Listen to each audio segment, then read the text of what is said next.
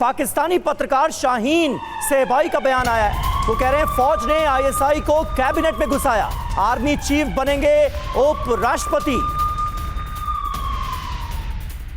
अब आपको खैबर पख्तूनख्वा के भी मौलानाओं की बात सुननी चाहिए। खैबर पख्तूनख्वा पाकिस्तान का सरहदी प्रांत है और खैबर पख्तूनख्वा में भी वैसा ही आज़ादी का संघर्ष चल रहा है जैसा बलूचिस्तान में जारी है। पाकिस्तान में इस वक्त कुछ ऐसे ही मौलाना भी मैदान में आ गए हैं जो जंग के हालात में पाकिस्तान नहीं बल्कि भारत और इंडियन आर्मी का साथ देने का दावा कर रहे हैं और पाकिस्तान के लोगों को समझा रहे हैं कि ये पाकिस्तानी आर्मी के जुल्मों के खिलाफ आवाज उठाने का सबसे मुकम्मल वक्त है।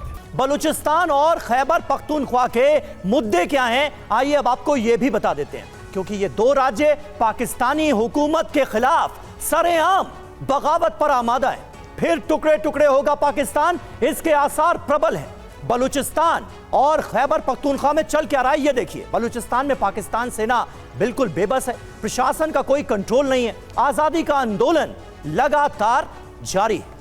बात करते खैबर पख्तूनख्वा की तो यहां पर टीटीपी का गढ़ है, कंट्रोल है और सरकारी आदेश यहां पर मान्य नहीं है। आपने तस्वीरें देखी होंगी किस तरीके से सरकारी जो बिल्डिंग्स हैं उन पर कब्जा है इस वक्त विद्रोही गुटों का। विद्रोही गुट यहां पर काफी प्रभावी है, तो एक तरीके से पुलिस हो सेना हो यहां इन इलाकों में बेबस नजर आ रही है और लगातार उनके खिलाफ यह विद्रोह हर दिन उठता ही जा रहा है, उभरता ही जा रहा है। बिल्कुल, और कमांडर अतुल हमारे साथ मौजूद हैं। सर, किस तरह से देखें, अभी अभी हमने अपने दर्शकों को खबर दी कि 1971 के बाद पहली बार ऐसा होगा जब सिविल डिफेंस मॉक ड्रिल होगी देश के अंदर, लेकिन 1971 के बाद यह तो लग रहा है कि दूसरा ऐसा मौका होगा जब पाकिस्तान के खंड खंड होने के आसार हैं। उधर बलूचिस्तान, इधर खैबर पख्तूनख्वा और एलओसी पर तो घिरी गए हैं, खुद उनके डिफेंस मिनिस्टर मान रहे हैं।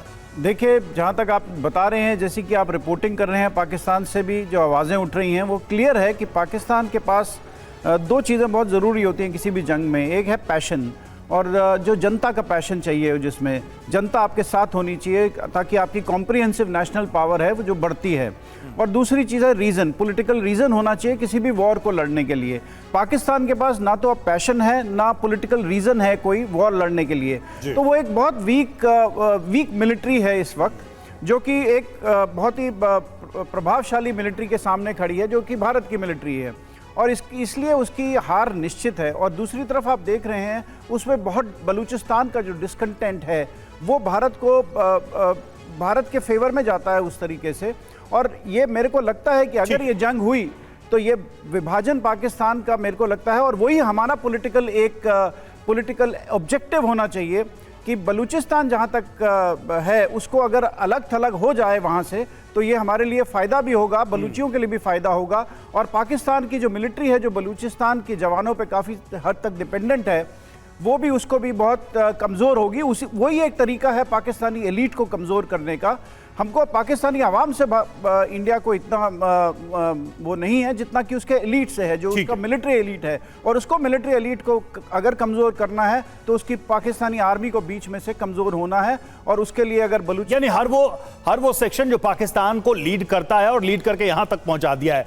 मनीष, लेकिन अभी जो बात हो रही है पाकिस्तान की पब्लिक हो, पाकिस्तान के ये प्रांत हो, ये डिवाइडेड है। मैं इसको जरा कनेक्ट करूं आसिम मुनीर के उस बयान के साथ, जो स्पीच उन्होंने दी थी, जो ऐसा लग रहा था किसी मौलाना की स्पीच है, आर्मी चीफ की स्पीच नहीं है। उनके पास लोगों को एक करने का कोई दूसरा तरीका लगा नहीं। टू स्टेट्स की थ्योरी, टू नेशन की थ्योरी देकर क्या वो अपनी सेना को भी टूटने से बचा रहे? क्योंकि सेना में कौन लोग हैं, अलग अलग जगहों के लोग हैं, और उनकी लॉयल्टी अपने लोगों के साथ होगी या एक जनरल के साथ होगी जो पता नहीं पाकिस्तान को कहां ले जा रहा है।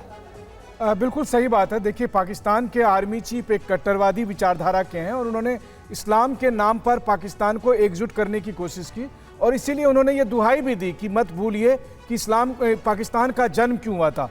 पाकिस्तान का जन्म धर्म के आधार पर हुआ था और हमें धर्म के नाम पर एकजुट होना चाहिए। लेकिन पाकिस्तान में हालात दूसरे हैं। देखिए, बलूचिस्तान पाकिस्तान के 50% के करीब का क्षेत्रफल है और बलूचिस्तान कभी पाकिस्तान का हिस्सा नहीं था। जब पाकिस्तान की पैदाइश हुई थी धर्म के नाम पर, तब बलूचिस्तान एक अलग देश होने की बात था। जब अंग्रेज यहाँ से छोड़कर गए तब उन्होंने बलूचिस्तान को, बलूचों को ये विकल्प दिया था कि आप अकेले रह सकते हैं, आप स्वतंत्र हो सकते हैं। और उस समय के कलात, मकरान और खुरान प्रांत जो हैं वो एक अलग देश बनने के लिए सोच रहे थे। लेकिन अपने पैदाइश के 5 साल के भीतर ही पाकिस्तान ने बलूचिस्तान पर जबरन कब्जा कर लिया और तब से 70 साल से बलूच इस आज़ादी की जंग के लिए लड़ रहे हैं। अब सबसे बड़ी बात है कि वो बलूच उम्मीद करते हैं भारत से, वो ये नहीं सोचे केवल कि एक दिन अचानक बलूच अपना अलग देश बना लेंगे। वो उम्मीद करते हैं भारत से कि भारत भी उन्हें मदद करे।